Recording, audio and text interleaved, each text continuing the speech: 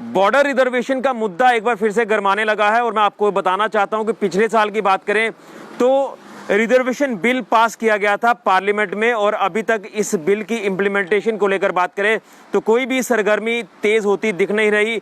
और उसी के साथ मैं आपको ये भी बताना चाहता हूं कि अगर बॉर्डर रिजर्वेशन की बात करें तो बॉर्डर रिजर्वेशन दिया गया था एलएसी की तर्ज पर, यानी जिस तरह से एलएसी पर ये रिजर्वेशन दी गई थी एलएसी के लोगों को, उसी तरह अब आईबी के लोगों को भी दी गई थी, लेकिन अभी तक इसका फायदा होता दिख नहीं रहा है। और उसी के चलते अगर बात करें तो जम्मू कश्मीर यूटी है अब, और जम्मू कश्मीर यूटी में अब भर्ती प्रक्रिया शुरू होने जा रही है, यानी रिक्रूटमेंट शुरू हो रही है। चाहे वो जम्मू कश्मीर बैंक की बात कर लें, 4th क्लास पोस्टों की बात कर लें, या फिर पंचायत अकाउंट्स की बात कर लें, उसके लिए ये जो बॉर्डर के यूथ हैं उनको जो रिजर्वेशन का कहा गया था अभी तक उनको रिजर्वेशन मिल नहीं रही। और अगर टाइम पर ये रिजर्वेशन का फ़ायदा इनको नहीं मिला तो शायद इन भर्तियों में बॉर्डर के युवा हिस्सा नहीं ले पाएंगे। और मैं एक चीज़ आपको बताना चाहता हूं कि लगातार अब डिमांड उठ रही है कि इसे जल्द से जल्द इम्प्लीमेंट किया जाए इस 4% रिजर्वेशन कोटा को। तो बॉर्डर के लोग हमेशा से जो एक जद्दोजहद करते हैं, क्योंकि बॉर्डर के लोगों की बात करें तो पाकिस्तान जब सीज़फायर वायलेशन करता है तो कितना ज़्यादा प्रभाव उनके ऊपर पड़ता है, कितना ज़्यादा वहाँ के लोग प्रभावित होते हैं और कई बार उनको वहाँ से माइग्रेशन करना पड़ता है, कई बार अपने घर वगैरह छोड़कर वहाँ से उन्हें पलायन करके दूसरी जगहों पर जाने पड़ता है।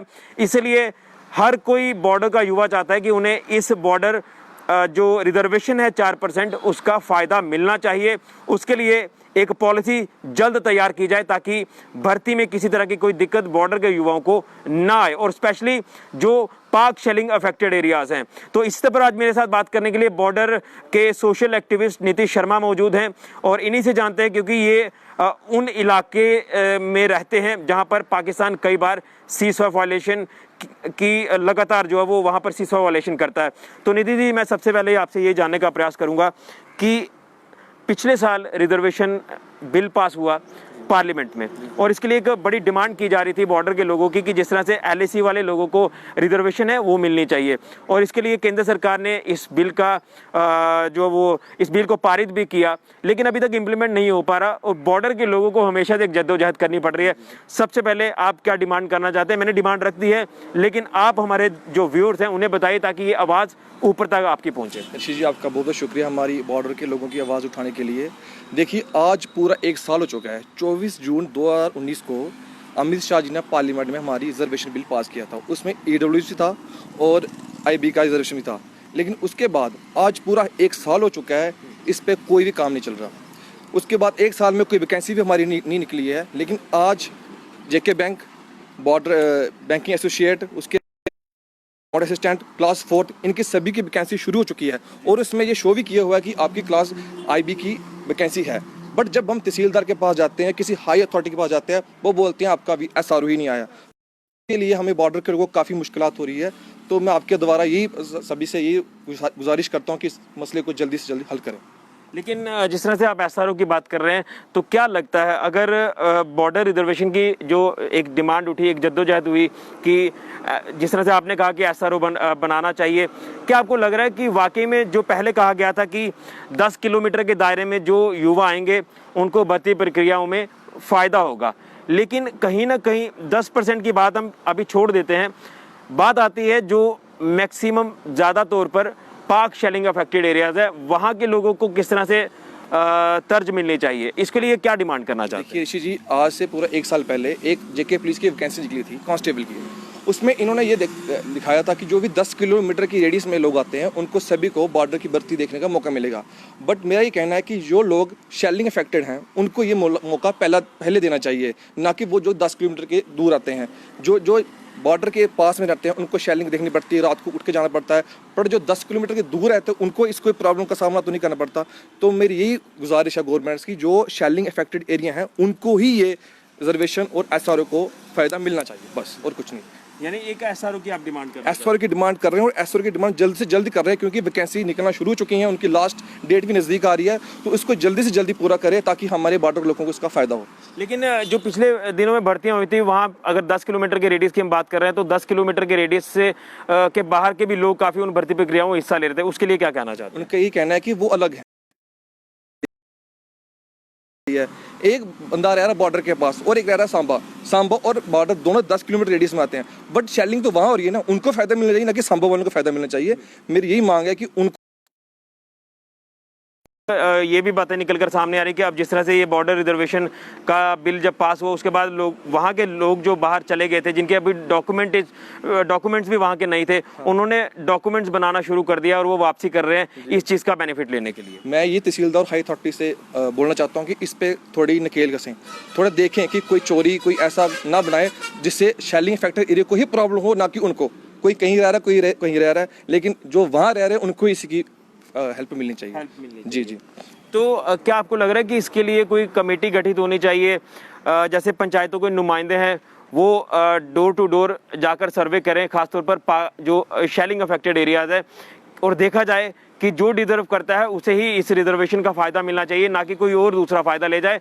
जो एक्चुअल डिजर्व करता होगा वो नहीं, कहीं ना कहीं वो रह जाएगा। देखिए ऋषि जी, मैं ये कहना चाहता हूँ जो हमारे नायब सरपंच हैं, बीडीसी चेयरमैन है, तहसीलदार हैं, इनकी कमेटी बनानी चाहिए और कमेटी डिसाइड करेगी कौन कौन से एरिया शेलिंग अफेक्टेड एरिया है और कौन से नहीं है।